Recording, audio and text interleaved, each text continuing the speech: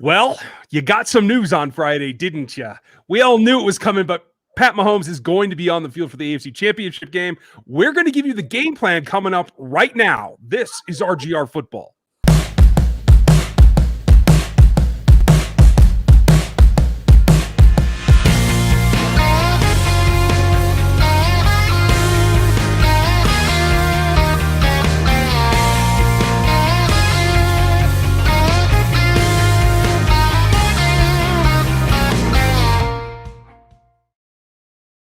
Welcome back, Chiefs Kingdom, Bills Mafia, and anybody else who happens to be caring about the AFC Championship game.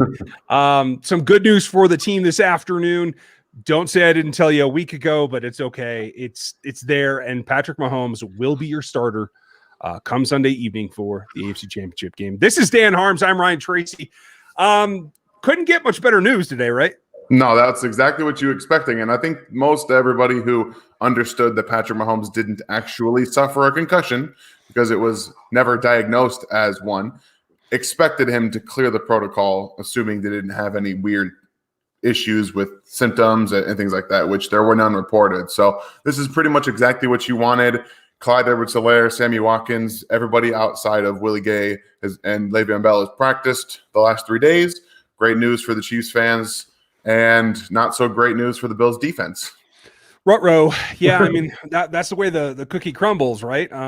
Yeah, he even said from the podium, I believe, that he had no symptoms during the day, during the week. So, I mean, that tells you all along that it was not really in question. But if you're new to this channel, this is what we do on Fridays, sometimes live, sometimes recorded, but today it's live. We go over the game plan, what they need to do to get a win, what this game's going to shape up like. So if you're new, click the like and the sub and the bell notification so you know what comes next. We did a couple of days worth of film review, and I scouted these Bills pretty hard. Not a whole lot of people watch those, so go backtrack and watch the film review because it's going to be fun. There's some tendencies there that I think will show up on this weekend that I'm looking forward to. And it is, I think, now that it's official, coming down to the two young quarterbacks, Mahomes versus Allen. And I'm not even going to say who's got the stronger arm because I really don't care at this point. They're both gunslingers.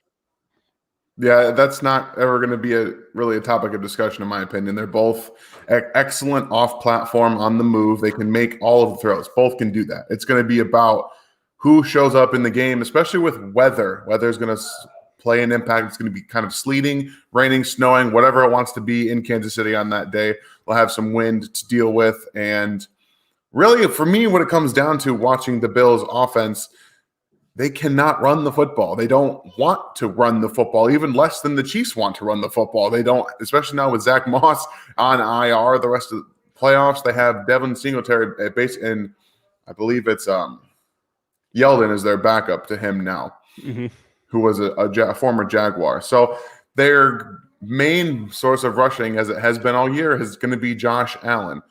And for me, the Chiefs defense, you have one thing to do, is play contain. I don't know if they're going to get many sacks this week. They might be able to if they play contain well enough and just let Chris Jones and Tershawn Wharton go to town. But that's the plan for me, is to make sure you contain him, because just like Mahomes, once he starts getting outside the pocket, that's when everything opens up. Yeah, and the playbook is similar in a lot of ways. You'll see RPOs. You'll see that not necessarily a speed option, but he will run an option. A lot of those things are in the film review. So like I said, folks, go back, watch that one. But also, Chris, real life, you're more than welcome, and thanks. I think that's everybody's mentality today is let's go Chiefs, because it is a big deal to once again, it's difficult for teams to get back here 2 years in a row to the AFC Championship game, let alone have your quarterback snatched away from you, get him back as you're going into this game. You got 4 quarters to get to the Super Bowl. It's what it comes down to. Jeff Porter, I'm glad you made it. It's always nice when you have time. Hope you're doing well. I have some stuff for you, so let's talk this week or weekend. We're not going to go deep into questions, but Ian asked something that I was going to cover anyway. Bashad's actually on the practice report, limited participant, much like Patrick was, although he's listed as questionable. Usually a doubtful means that they don't think he's going to make it for the game time. Questionable really leaves it up in the air. So my guess is he's still got a cognitive test or two to pass before he's going to be able, but there still is the realm of possibility he plays. Yeah, that questionable tag is really just like, hey, guess what? You have to guess whether they're going to play or not. That's what we've seen Bill Belichick with the Patriots do it for years. Tom Brady was on the the injury report as questionable with this or that. It was never really an issue of whether he was going to play or not. It was just kind of like, hey, you may or may not see them this week. And I think that's what the Chiefs, a little bit of gamesmanship here from Andy Reid with Sammy Watkins and everybody else, considering I believe that they all intend to play. And I believe Clyde Edwards-Helaire is looking to have more success in what he did the first time these two met. I think that's really what we're going to see in terms of them wanting to run it a little bit more, because I don't think the Bills' defensive game plan is going to change all that much. Yeah, probably not. I will be a little surprised, actually, because of what we're talking about, because we feel like they don't have the ability to run that well. They might come out and try it just to see if they can catch the Chiefs' defense off guard. I think that might be worth a play or two, you know? I agree with that. You never quite know. It'd be really interesting to see, depending on how they scheme it up and what that 15 is. Marshall, congrats to Ian and Jeff. Those green ones, they graduate in colors as they go along. So that means they're 2-month members. We like having those guys. It's great. Let's see who else. I want to make sure we're getting yours. If you guys do choose to support the channel, thank you very much. Your super chats and super stickers go a long way. Like Thomas is here. Very much appreciated. And make sure you check out the rest of the channel. We do the post game. We'll have that again. It'll be late this week, and we'll have the Monday night Q&A like always. Win, lose, draw, or snow, it doesn't matter. Yeah. And so the interesting part for me becomes whether they try to sidestep and maybe give them something they're not expecting with a little bit of run off the bat.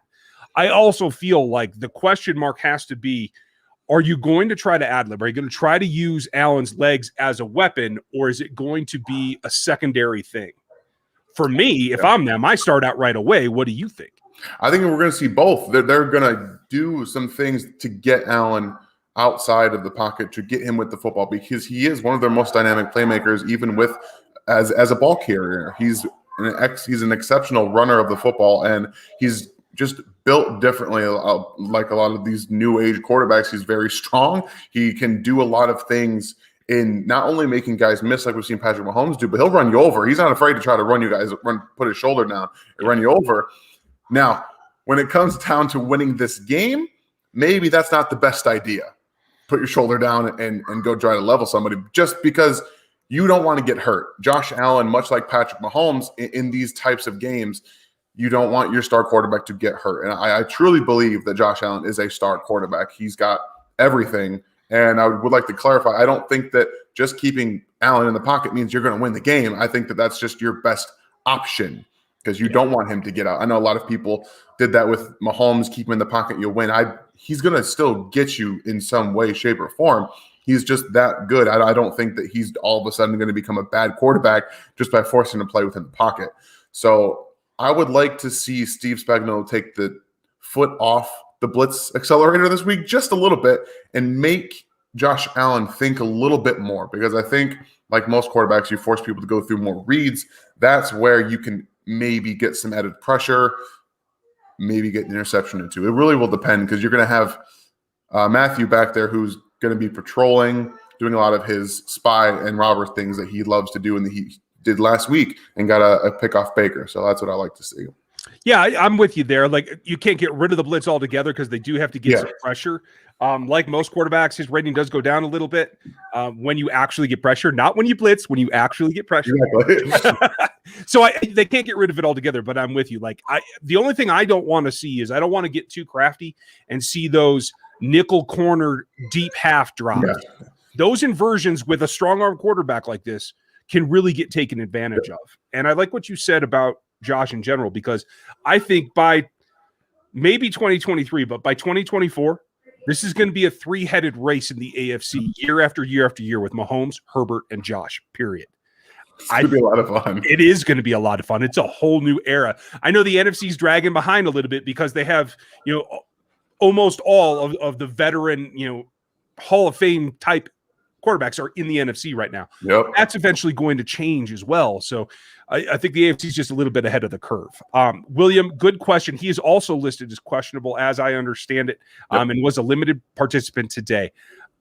If they can get one of those guys back, they're going to be okay. If they're without both, then I start to have some concerns. Yeah, I'm going to go ahead and think you guys think that Breland plays in this game. I think that he knows what's at stake. I think that if assuming he gets cleared from the concussion protocol. Obviously, that's really what it comes down to. If he gets cleared, then I think he plays. I think Fenton probably plays a little bit too. He might be a little bit more limited in terms of what he can do because it's not a concussion based on getting clearance. So that's what I'm looking for. As soon as they get cleared, I would imagine tomorrow is the day for Bashaud Breeland when he gets his step 5 process to get cleared individually. That's when we're probably going to know. So if he's cleared for this game, that's really good for the Chiefs defense because I'm not sure if Fenton, with an actual injury, that he can't get cleared from, maybe not as great to put in a position that Breeland could come in and just actually play. Yeah, I'm with you there. And folks, what we're talking about is the fog that comes after a concussion. It's about mental processing. And if you're Bashaud Breeland, who they need to come up in the run game because they will get screened off of Diggs, they will see those wide receiver screens. Like he needs to be able to process. So without that, he can't perform up to his normal anyway. Whereas Fenton's got a serious injury with his feet, so limits his mobility even if he is processing. That's what it comes down to. William, thanks for your super chat. Brandon has one here as well. It is very good, and this goes back to not only Brett Veach and Mike Borgonzi, but Ryan Poles, Ryan Nutt, Keyser, Pat Sperduto, being able to scout these guys and see the potential in them, not just see where they are now. We're going to have this discussion on a couple of big-time prospects in this next draft. So just hold tight for that. But Brandon, thank you for your super chat. And that is a nice thing. And it's also something that has to continue because as the stars make their money, the bottom of the roster has to fill in. If you look at the 6th round and 7th round draft picks from the Chiefs from 2018 draft, you've got Allegretti who's starting. You have Fenton who's playing significant snaps and is a pretty key contributor on special teams. Now they've got an undrafted free agent in Tershawn Wharton who's a starter. Like, if you can continue to do this, that's how you create a dynasty. Now, to what they're going to have to continue to do because Patrick Mahomes isn't going anywhere, guys. Yeah. I know there's probably some Bills fans in here. He's not going anywhere. He's going to be a Chief the rest of his career. So with the Chiefs being able to churn out some starters from UDFAs and 6th and 7th round draft picks, that's what's going to allow them to be a dynasty. If they can continue to do that, the Chiefs are going to be sitting here in the AFC Championship game way more times than they aren't. I can tell you that much. Yeah, and it could be a considerable run. Aaron Todd, thank you. Thumbs up always help us, as do the sub count. So everybody throw a little click on those things. Chad, you bring up a good question. I do think that it could happen like we were talking about earlier. I don't know that it will, but I won't be surprised. And glad that you made a live one. These Friday afternoon ones are tough, but when you have breaking news like this, you try to get it out there. Is Mahomes maybe saying his foot is fine, or is he really the cause because he wants to play? Evidently, what he said is that it felt better the next day, and it felt better after that. It's continued to progress, and that he said it was painful, but it wasn't as bad as it looked on television. So makes me feel pretty confident in his foot as well. Yeah, and I was trying to tell you guys after the game on Sunday, if you watched him after halftime, he wasn't really hobbling on the foot as much as he was after that run, and he obviously aggravated it there. And we've seen some practice clips of him running. He doesn't look like he's limping at all. Now, obviously, those are practice. It's not real game. I imagine that we're not going to see too much limping unless it gets either hit, much like it did in the first game, or he does something weird in a slide and hurts it that way. I would imagine that his mobility, as long as he stays within himself and does what he's been able to do and doesn't get hit on it, it should be relatively normal to what we've seen to this point. Yeah, I would expect that too. And guys, I'm scrolling to try and find the actual practice report, but that's a good question. We're not 100%. I heard someone who thought that this was Prince Tega Waianoga. I think that's how you say it. I have to go back and check.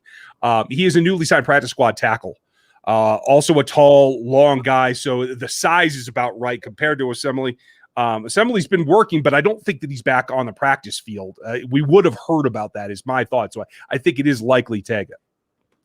Yeah, I jumped the gun on this one on Twitter, guys, just so you know. I got really excited about the prospect of it being Assembly, but I did clarify after about 20 minutes of me freaking out about the possibility that we don't really know if he is on the practice field. It would be on a transaction report today if they haven't already released that.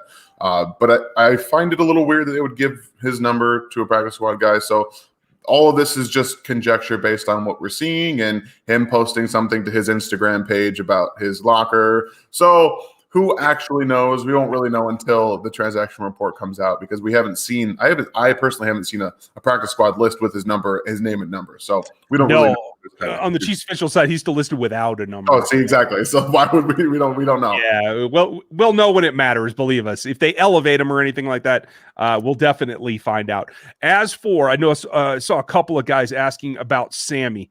Sammy is officially questionable at this point. He did practice all week, limited, but we all know what that means. It could mean anything. Patrick Mahomes was limited this week. And, pretty much took 99% of the snaps. Right. So that can't really tell you everything that you want to know. Certainly not everything that I want to know. But so we'll just have to play that by ear. So when we take a step back, Brandon, you have a good point. Thank you for the super chat. Yeah. If Assembly was healthy and you could get him and Dan back in there, that's the duo that really ran over the Bills the first time. And that tells you what they're capable of. So something to keep an eye on as we roll forward. Allegretti was starting left guard there, just so you guys know.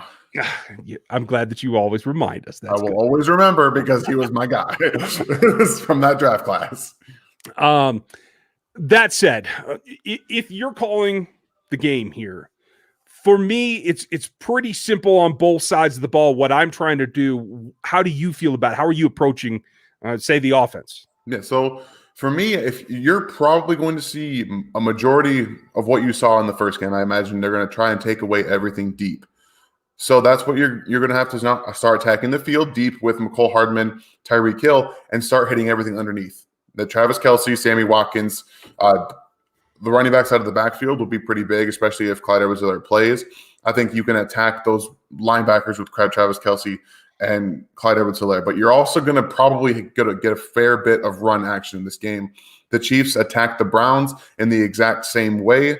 The Browns defense, their linebackers were backing up almost on the snap a lot of times, and they took advantage of that in the run game. They also got quite a good number of movement on horizontal movement from the offensive line, which is something you don't see a whole lot. So maybe they have a little bit more motivation to play now that the playoffs are here. I think we're kind of seeing that a little bit on the offensive line. Darrell Williams obviously was great. He did a bunch of great things in that game. So I think you're going to see a pretty good game on the ground from the Chiefs. And to be honest with you, I don't think that there's much that the Bills can do that they did differently in the first game to be, all that much better at stopping the run. As soon as they start doing that, that's going to open everything up, and they're going to hit some deep shots. I still think they're going to get a deep touchdown in this game.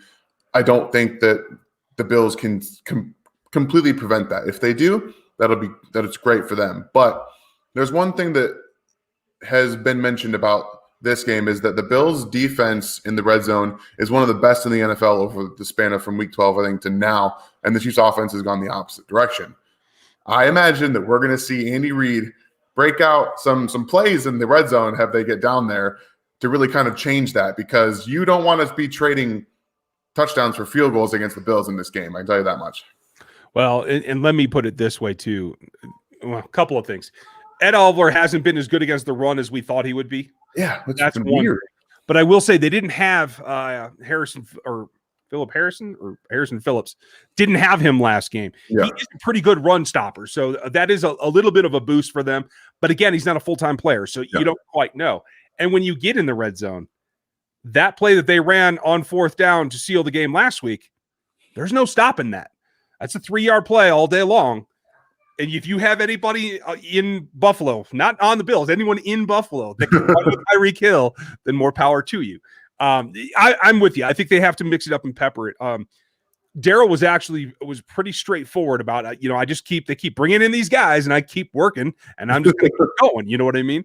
And I think we also got a clue that with the swelling flaring up on Lev Bell, that's also what we didn't know last week. Is that's a lot of why Darrell got the start as well. So if it's Darrell starting, which I'm guessing is probably Darrell, and then Clyde comes in, hey, now your starter's your pepper guy. Okay, that works just fine for me. But that said, what we saw when I broke down the film is that they want to play two high safeties.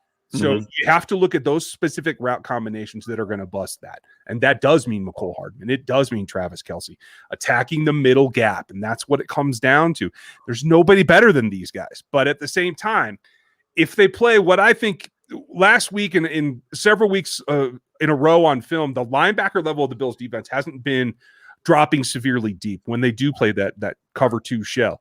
So I think there's a lot of room in there for their intermediate crosser there about 15, 18 yards. It's really going to pay off, but it's about delivering the ball like Patrick does, not like Chad does. So this definitely puts it back in the game plan on the offense, but I think that they can get away with some balance, and I hope that they do. Yeah, I think that's something they've tried to do against good teams, really, that when playoffs and things like that, they try to run the football. They tried to run against the Bucs, but the Bucs are a completely different front from anybody else. And now when I want to shift to the defense a little bit, I think that, yes, hello, Scherzer, get down. My puppy just wanted a little spot on the show, guys. So the defense, I was thinking about Tyrann Mathieu, and he is a guy who's going to change the complexity of this game. I know that they didn't have L'Jarius Sneed in the first matchup. I think that's a boost for them as well, obviously. But Matthew's game has not only been great since he's become a Chief, but if you look back at the playoffs last year and then in this year so far already in the one game, he gets it even higher. The way that he played against the Browns, not only with the interception in the pass, but he was coming down hard to stop the run, and he was forcing the running backs back inside. Yeah, he got turned over by Miles Teller a couple times, but, I mean, you see the size difference between those guys. What is he going to do? But I think that what you do is you let him play. You do everything around him that you want to with Sneed, with Sorensen, with Thornhill, and you just let Mathieu read Josh Allen, because that is going to allow them to get interceptions. It's going to make Allen a little bit more uncomfortable too, because Mathieu knows everything. He's just the most prepared and one of the smartest defensive players on the field at all times. Yeah. You just let him do that. I think that's going to confuse Allen just as much as playing different coverages. I think you're absolutely right. And part of that goes into what Spag said yesterday, is that they've been practicing LJ both at nickel and at outside corner. And so that kind of lets Tyrann move in and out, back and forth, and really set that up for you don't know where he's going to be, especially when you consider they throw him in the slot on Diggs and then they drop him to a robber, which they've been known to do. That can certainly open an interesting lane that he can get his hand on the ball. And that's really all it comes down to. Somebody had a good comment, and Jeff, you're right. The rain should do it. I've seen conflicting reports about whether it's actually going to rain during the game or not. I guess we'll find out. But Chris in real life had a good point, and I pointed this out on the film study from yesterday. They do a circle motion. Yeah. Cole Beasley threw a touchdown pass off of circle motion exactly like Tyreek does. You have to remember that Sean comes from Andy's tree. So even though he's not coaching the offense, he's going to say, hey, you could always go watch my mentor because stuff works. Yeah. The key becomes when you base or you take a play that you like from somebody else, it's about how you tweak it. Mm-hmm. So even though it is theirs, you're going to see some kind of other flourish around it, whether it's motion in, out, whatever it is. And so that's where they have to be careful to not get too lulled to sleep because they feel like they've seen this. Yeah, you're going to see trick plays out of both teams in this matchup, and the defenses will have to keep their heads on. You can't get fooled by a lot of these circle motions. I get the Chiefs do a lot of that. We saw a ton of different vertical and horizontal motions against the Browns, and we saw what that led to. There was a lot of big plays off of that. So the Bills are going to try to do the same thing. They've got speed with Gabriel Davis, John Brown, and there's one other person I'm forgetting. I know McKenzie. Yeah, Isaiah McKenzie. All those guys have speed, and they're going to use them in the backfield, much like the Chiefs use McCole Hardman and Tyreek Hill, to try to spread you out and make you think the ball's one way or going the other way.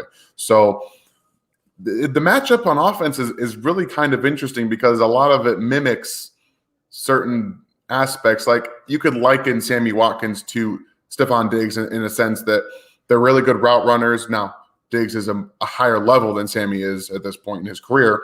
There's no two ways about that. But they have speed guys. The only thing that the Bills don't have is a tight end. And that's the one thing in this game that the Chiefs are going to exploit because there's nobody they have that can guard him. He's going to have the biggest game, in my opinion, for the Chiefs. And he's going to get multiple touchdowns in this game. Yeah, and Bills fans are going to tell you that Edmonds played great last week, and he played good for him. That's not able to guard Travis Kelce. And they do have, it is a significant thing. When Milano's on the field, they have a tendency to play better. That still doesn't mean that he can track with Travis Kelce, okay? So that's a difference. And I will say on the other side, Dawson Knox is sneaky. I said it the other day in the film review. He just does things. He shows up at opportune times. He's not a world beater. He's not an athlete you have to worry about. I mean, Dan can cover him. Yeah. If you look at some of the deep plays that they've had, where they got in trouble last year's, Juan had to save down on a deep middle route to Stefon Diggs because Dan didn't quite have the speed to keep up with him. Yeah. Diggs' speed is actually underrated, I think, across the league. And so it comes down to being in the right spot at the right time. And as long as they don't let Josh Allen ad-lib too much, I feel like this defense is going to be in position to mix what they want to do, particularly in that triangle, Sorensen, Mathieu, Thornhill, of what you're doing where in the deeper middle zones. I think that's going to be the key to this game. Yeah, if they can prevent the big play, much like the Bills defense is going to try to prevent the big play for the Chiefs, that's going to give you the best chance, because that's when you shorten the field and you make it so the quarterback has to go through more reads. The odds are either you're going to get there, he's going to miss a read, it could be an inaccurate throw. Everything goes up in terms of your defense if you can stop the quick throw and the quick read that's wide open. We saw that a few times against Baker Mayfield, who had immediate throws. Granted, one of them was inaccurate to Jarvis Landry, just fell short of him. But shortening the field and keeping everybody in front of you, Diggs is the big play threat, yeah, but they got guys who can burn. John Brown, like we just talked about. You have to make sure you don't lose sight just because they haven't been involved in a few plays, because he does like to go to Diggs. That's going to be something they have to worry about. And obviously, Singletary is still a threat out of the backfield. That's something they have to keep their mind on too. You get too focused with Diggs and the guys in the back, sometimes the running backs are going to get you too. And Willie is officially out of this game, guys. So you're not going to have him chasing anyone down. Benjamin, thank you for your super chat. I appreciate that. And Ruthless, I saw your question. I don't want to pull it up now because we want to talk about this game. We'll talk about Tyrann here in the off season. And that said, when you look overall at what they can do, who they have to watch out for, you're absolutely right. Cole Beasley has an actual history of making plays against this team, going back to Dallas and everything else. So keep an eye on him as well. I actually think if they get in the red zone, they're probably, if they're down, going to pull out that Cole Beasley pass again, which means everybody in the secondary has to be diligent about all those receivers that you just named, not just Stefon Diggs. At the end of the day, I feel pretty good about it. How do you see this game going down?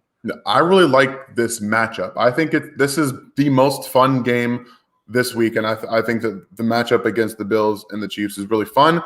The weather is going to be interesting because we know Patrick has no issue throwing through wind, sleet, snow. He's got no issues. Like, he doesn't care. Anything, man. He'll come out and he'll just swing it. He doesn't care. And we have seen Josh Allen a few times now in some elements, and it hasn't looked great. So I think he's going to come out and try and prove that he can go toe to toe with Mahomes in this kind of game. For me, Mathieu is the key. I think you get him to mirror what Josh Allen's doing with his eyes, and that is going to turn a couple turnovers.